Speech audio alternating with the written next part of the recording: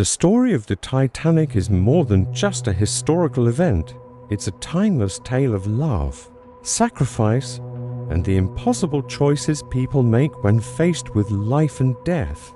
We all know the iconic movie, but tonight, let us dive deeper into the real-life dilemmas that unfolded on that freezing April night in 1912. Imagine the chaos, the screams, the icy water waiting below. In that moment, what would you choose, survival or the person you love?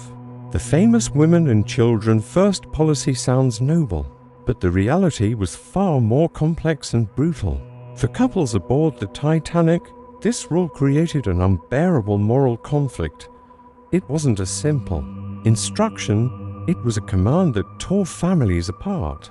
Husbands were forced to say goodbye to their wives, fathers to their children, knowing it was likely the last time they would ever see them. The lifeboats represented hope, but they also symbolized a gut-wrenching separation. For lovers, this meant facing a future alone or sharing a final, tragic fate together. This dilemma wasn't the same for everyone. The Titanic was a floating microcosm of the rigid class structure of the Edwardian era. If you were a wealthy first-class passenger, your chances of getting a spot on a lifeboat were significantly higher. You were on the upper decks, closer to the lifeboats, and the crew prioritized your safety. Think of Ida and Isidore Strauss, the co-owners of Macy's department store. Ida was offered a place on a lifeboat, but she refused to leave her husband. She famously said, "We have lived together for many years. Where you go, I go." They were last seen sitting together on deck chairs as the ship went down. Theirs was a choice born of deep love, but it was a choice they were privileged enough to make on their own terms, without being held back by locked gates or indifferent crew members. Now, contrast that with the experience of third-class passengers, the so-called steerage. They were crammed into the lower decks, far from the lifeboats.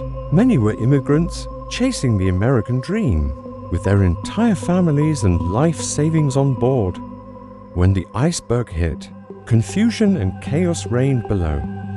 Barriers were often in place, preventing them from reaching the upper boat decks. The crew, focused on evacuating first and second class passengers, often ignored their pleas or arrived too late. For a third-class couple, the dilemma was even more cruel. The chance to get a wife or child onto a lifeboat was slim to none. The likelihood of the family being separated and lost in the panic was terrifyingly high. Their love story wasn't just facing the choice between life and death, it was battling a system designed to leave them behind. Let's look at the historical reality of the evacuation. The Titanic carried only enough lifeboats for about half the people on board. A catastrophic failure of regulation. But even worse, many of the lifeboats were launched partially empty. The first lifeboat to leave, Lifeboat 7, had a capacity of 65 but left with only 28 people. Why? A mixture of panic, poor organization, and a crew's fear that the boats would buckle if fully loaded. This meant that while hundreds of people, hundreds of lovers and families, were left to perish on the sinking ship, precious spaces on the lifeboats went to waste. Every empty seat was a ghost, a life that could have been saved. For a man who had just put his wife on a half-empty boat, watching it row away into the darkness, the injustice must have been unbearable. This brings us to the heart of the matter: emotional sacrifice. For every woman who stepped into a lifeboat, leaving her partner behind, there was a profound act of sacrifice on both sides. She had to accept her life without him, carrying the weight of his final gesture of love. He had to accept his fate, finding peace in the knowledge that she would survive. This wasn't just a decision made in a split second. It was a lifetime of love condensed into a single, heartbreaking moment. Consider the story of Edward and Ethel Bean. They were second-class passengers on their honeymoon. Edward helped Ethel into a lifeboat and stepped back. He threw her their shared life savings wrapped in a blanket. shouting for her to catch it. He chose to give her a future, even if he couldn't be in it. Miraculously, Edward survived by clinging to an overturned lifeboat, and they were later reunited.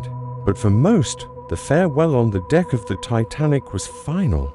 These stories force us to ask ourselves an impossible question. What is the true price of survival? Is a life lived without the one you love truly a life lived at all? For some, like Ida Strauss, the answer was no. The thought of a future without a husband was more terrifying than the icy Atlantic. For others, the instinct to live, to honor the sacrifice their loved one made, was stronger. There is no right or wrong answer. In those final, desperate hours, love was tested in the most extreme way imaginable. It was a test of courage, of selflessness, and of the promises people make to each other. The legacy of these Titanic lovers is not just one of tragedy, but of the incredible power of the human heart. Their choices, made under unimaginable pressure, remind us that love often demands the ultimate sacrifice. They weren't just passengers on a doomed ship, they were husbands, wives, and partners whose love stories became forever entwined with one of history's greatest disasters. Their final moments, whether spent together in a final embrace or in a tearful goodbye across the water, paint a vivid picture of love facing an impossible choice. It's a testament to the fact that even in the face of certain death, love can be the last and most powerful act of defiance. Thank you so much for joining me on this deep dive into the human stories of the Titanic. If you found this moving, please hit that like button and subscribe for more explorations into history's most compelling moments. Let me know in the comments what you think you would have done. Until next time.